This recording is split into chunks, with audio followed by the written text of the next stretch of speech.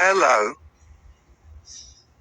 Welcome to Skills Power English Speaking Through Story Improve Listening. Planning the trip. We looked at the maps and we discussed plans. We decided to start from Kingston the following Saturday. Harris, you and I will go to get the boat at Kingston, I said. Then we'll take it up the river to Chertsey, where we'll meet George. George works in the city until the afternoon. George goes to sleep at a bank from 10 o'clock to 4 o'clock, Monday to Friday, except on Saturdays. On Saturdays, they wake him up at 2 o'clock and put him outside the door. The next problem was where to sleep at night. George and I didn't want to sleep at inns. We wanted to camp out in the middle of nature. How beautiful, we said, sleeping in the country, under the stars, by the river. I can imagine it all, I said. There is a golden sunset. The river is moving along quietly. The forest is full of trees and birds. The grass around us is green and little.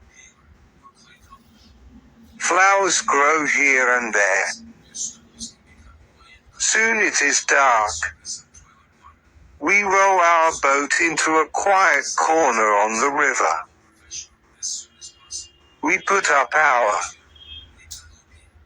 tent and cook a simple, healthy meal. We all sit around a warm fire and eat our meal. We look up and see the moon and the stars. Then we sit in silence. How wonderful this is.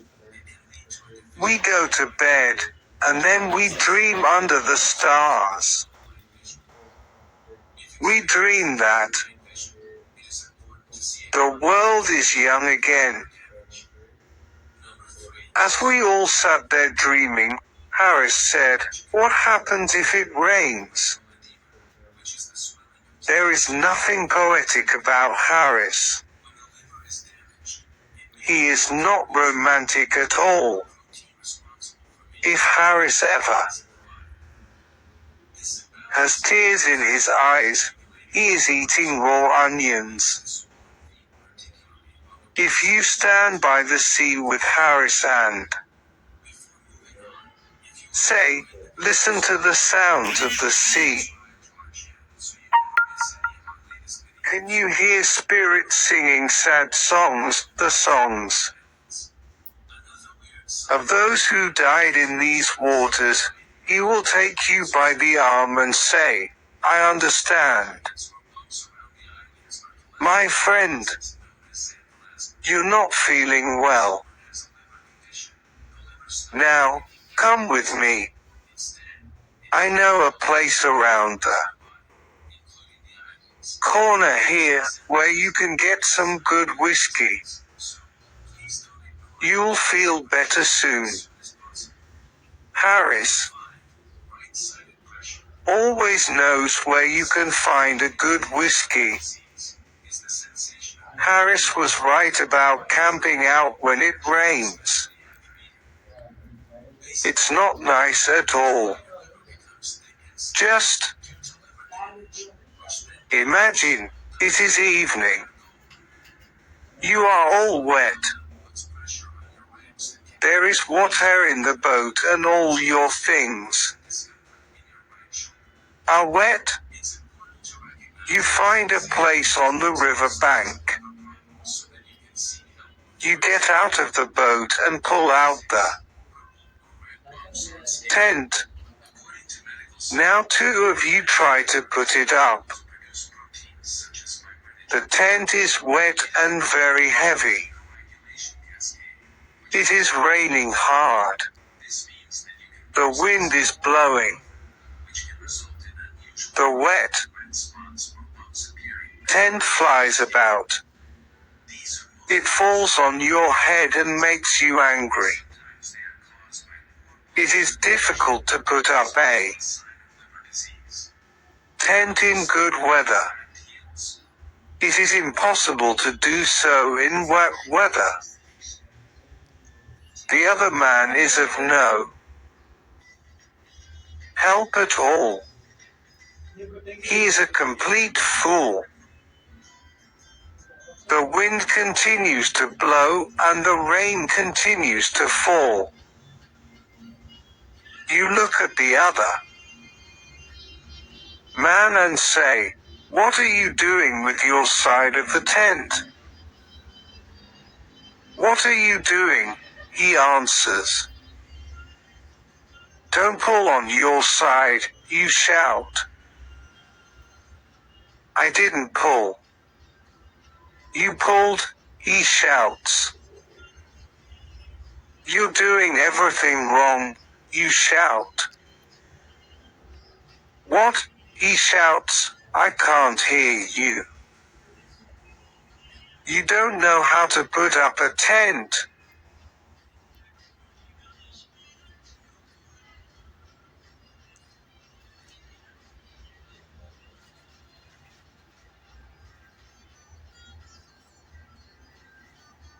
"We'll never put up this tent," you say.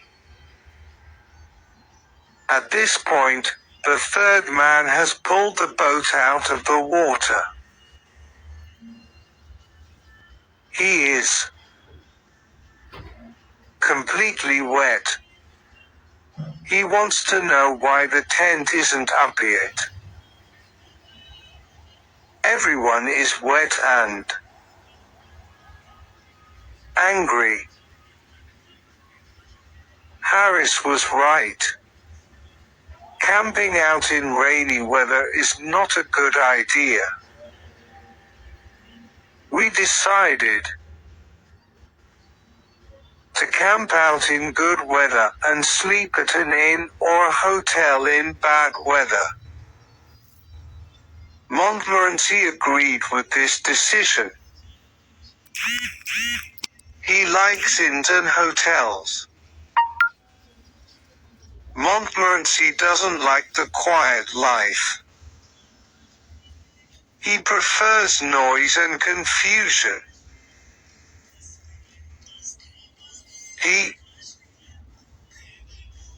looks like a good, well-behaved dog. But he's not. When you look at Montmorency, you see an angel from paradise, in the form of a small fox terrier. You think he is a sweet, gentle little dog.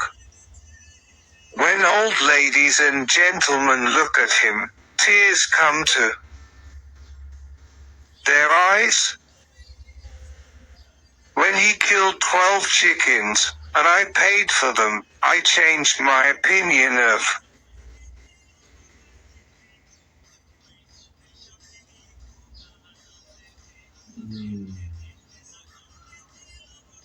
Montmorency.